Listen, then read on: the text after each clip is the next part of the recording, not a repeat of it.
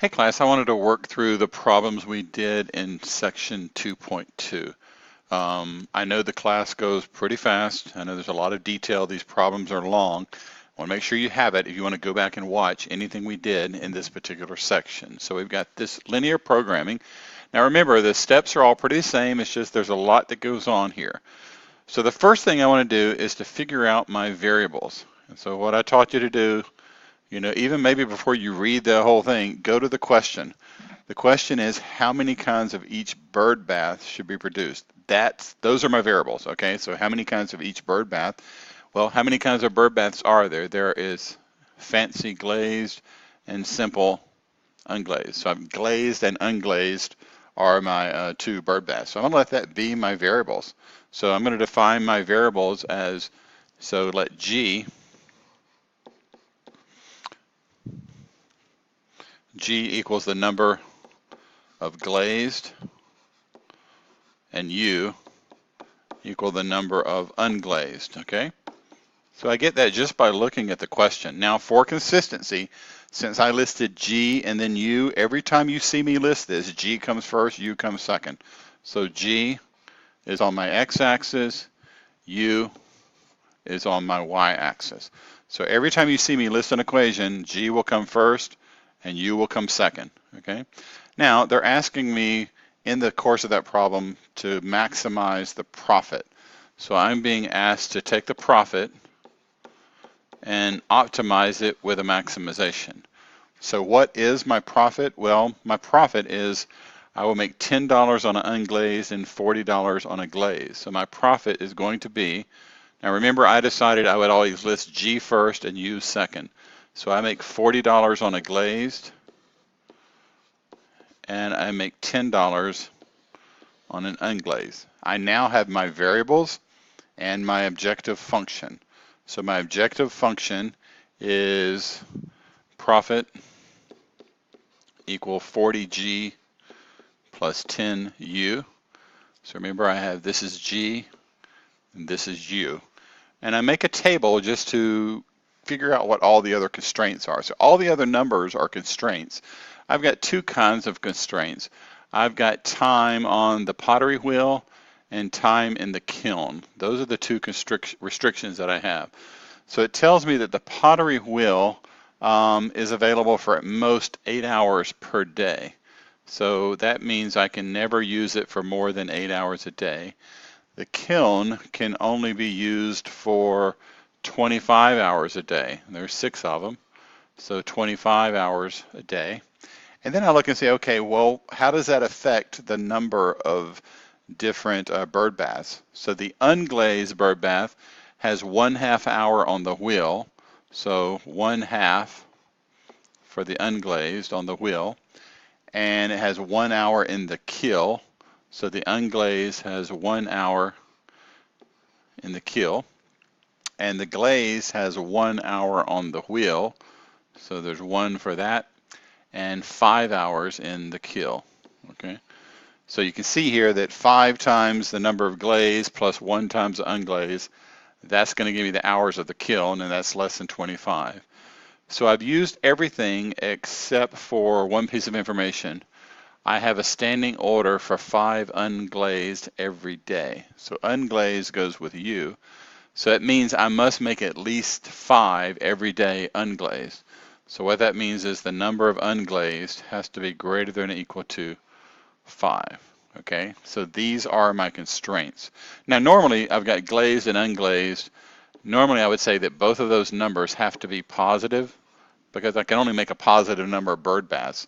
But I've got a further restriction here that's greater than 5. So this is a little bit different in this setup. So my constraints are as follows. So I'll come over here. I'm going to have G. So look at the pottery wheel. So G plus 1/2 U is going to be less than or equal to 8. So that's one constraint. The other constraint is 5G plus U has to be less than or equal to 25. And then the other constraints I have are G has to be greater than or equal to 0. And according to our problem, U has to be greater than or equal to 5. So those are all the constraints. Once I have the constraints, I map them to determine the feasible region, then the vertices, then the objective function. So in order to graph this, so I'm going to say G and U. When G is equal to 0, U is equal to 16. When U is equal to 0, G is equal to 8. Same thing here. G and U. Notice every time I write it, I'm writing G first, U second for consistency. When G is equal to 0, U is equal to 25. When U is equal to 0, G is equal to 5. So my G axis needs to scale from 0 to 8. My U axis needs to scale up to the number 25. So on my U axis, I'm going to say this is 5, 10, 10, 15, and 25. And on my G axis, I need to go up to 8. So I can space that like this: 1, 2, 3, 4, 5, 6, 7, 8. Okay. So let me move that down just a little bit, and I'm ready to graph. So if I look at the green line, so 0, 16, so this is going to be, oh, sorry, I need to back up. I scaled the axis wrong. So minor mistake. I needed to go up to 25, and I did that incorrectly. So if I do this, I'm going to go, so I think I'm going to make it, this will be 10, 20, and 30. So I need to scale. So let's graph the first line, 0, 25, so that's going to be about right here, and 5, 0, which is about right here. So I'm going to connect these lines, or connect these dots to draw that first line.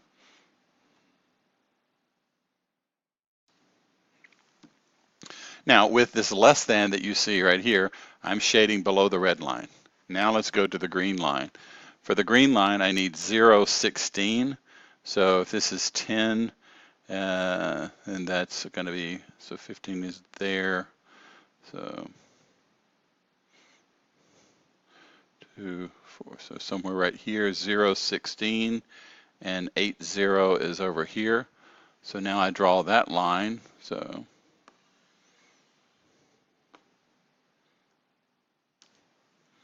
okay, and I'm going to be shading below the green line. So below the red, below the green, and then I have this constraint U is greater than equal to 5.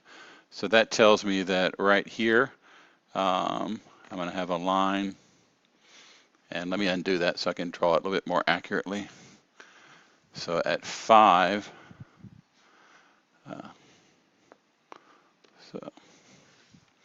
so 2, 4 at 5, about right there, is going to be a line.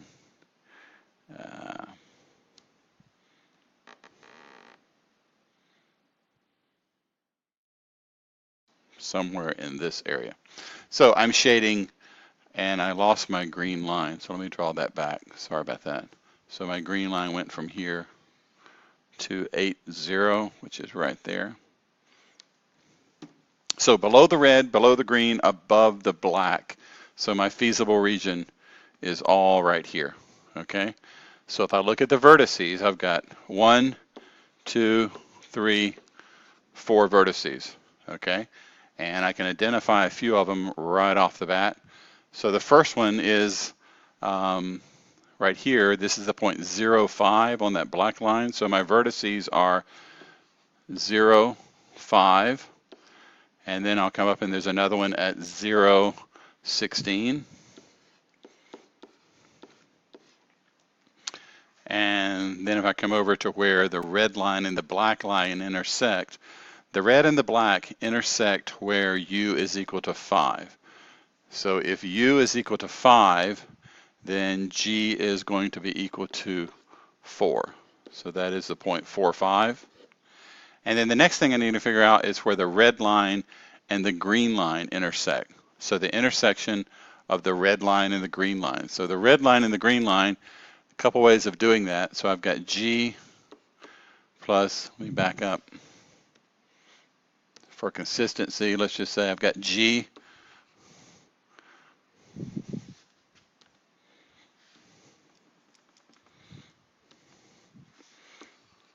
plus 1/2 U equal 8, and 5G plus U equal 25. I need the intersection of those two lines. Now I can do it algebraically with substitution. The other thing I do, I can use my calculator. I've got a couple of ways of doing that. What I want to do first here, let's just use the solve command. So I can say menu, algebra, solve system of equations, solve system of linear equations.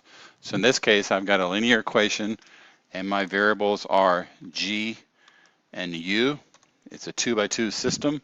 So I'm going to enter both of these in here. So I've got G plus 1/2 U. So I will type in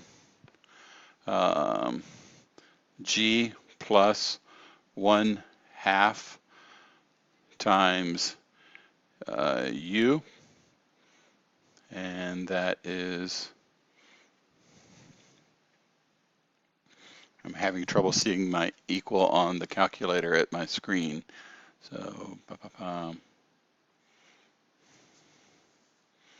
yeah, sorry about that. Equals 8, and then the other one is, the equation is 5G plus U equal 25. So 5G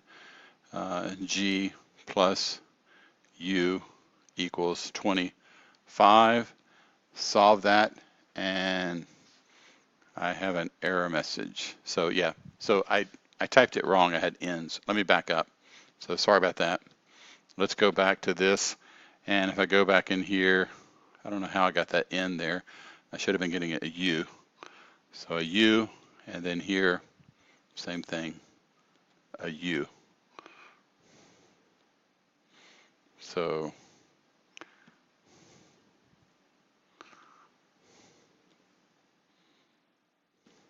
So 310, sorry. So I'm having trouble seeing the calculator at this resolution. So that tells me that 310, that corresponds to G and U. So I'm going to have 310 is the intersection point. So that's my other vertex, is 310. So once you get here, all the heavy lifting has been done. Okay, so at this point, I just need to substitute in. So my objective function was profit is 40G plus 10U. So profit is 40G plus 10U. So I'm going to substitute each of those points into my equation. So I've got 0, 5, so 0, 5, 0, 16, and then I've got 4, 5, and 3, 10. So let's substitute for all of those. So I get 40 times 0 plus 10 times 5, that equals 50. And then here I get 40 times 0 plus 10 times 16 equals 160. Here I get 40 times 4 plus 10 times 5, that is 160 plus 50, that's 210. And then here I get 40 times 3 plus 10 times 10. So that is 120 plus 100, that is 220. I'm trying to maximize, so 220 is my largest. So my maximum, and what are we doing? This is our maximum profit of $220 at, so it's the point 310, 3 glazed and 10 unglazed bird bats, okay? So the problem is long, but it's fairly repeatable in terms of the process we go through. So that's the first example from section 2.2 in the class lecture.